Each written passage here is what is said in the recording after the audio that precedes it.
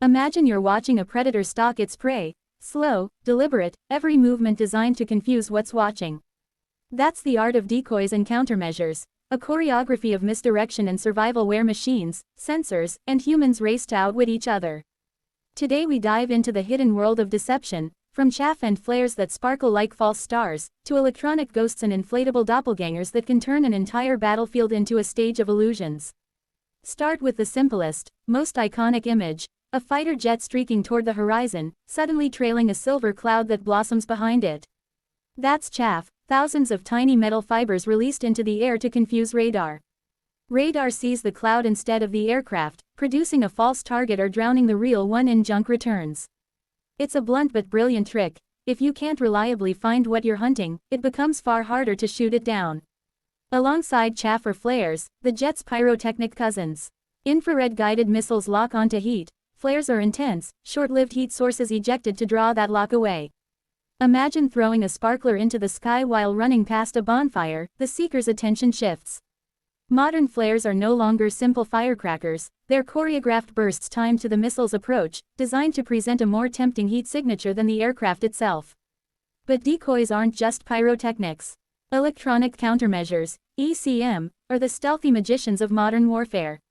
Jammers, deceptive transmitters, and repeater systems can flood an adversary's sensors with noise or mimicry. Rather than creating physical clutter, ECM alters the information stream. A well-timed burst of noise can blind a radar long enough for an aircraft to slip through. A cleverly forged signal can make a ship appear where it isn't, or make a missile believe it's already hit its target.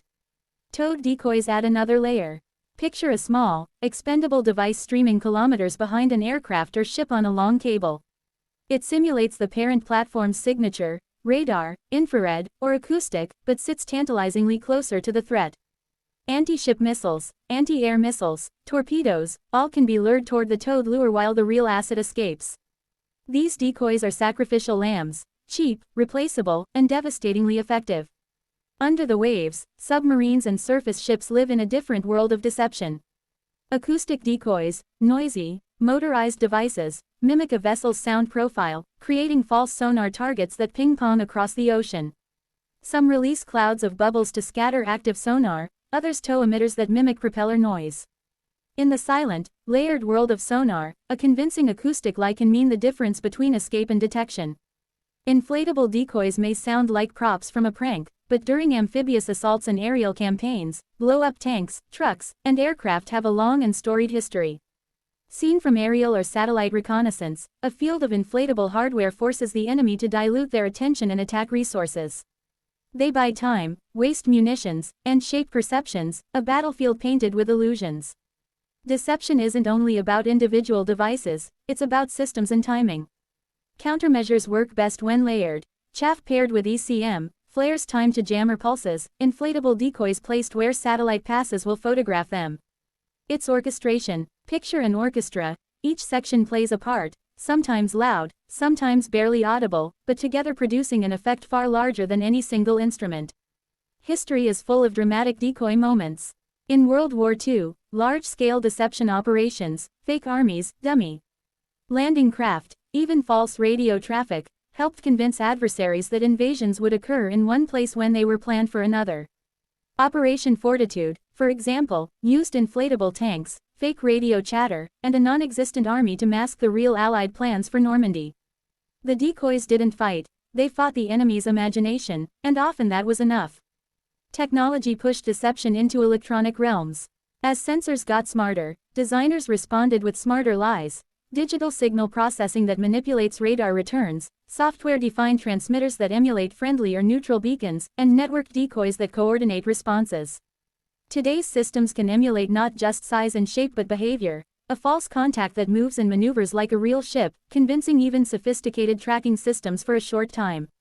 But where there is deception, there is counter-deception.